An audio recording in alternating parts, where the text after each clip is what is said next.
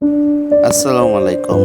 Hello viewers, আপনাদের জন্য তুলে ধরলাম আমাদের সেই চিরচেনা পুরান ঢাকার ঐতিহ্যবাহী ঢাকা কেন্দ্রীয় কারাগার।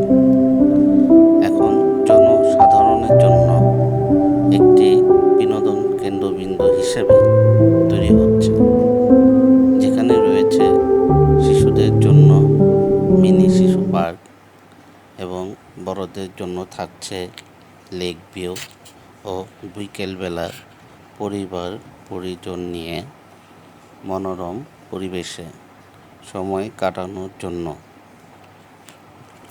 আরও থাকছে পিজন সেন্টার মসজিদ, মনোমুগ্ধকর সাজানো গোছানো দৃষ্টিনন্দন মসজিদ। এক কথায় অসাধারণ একটি মসজিদ।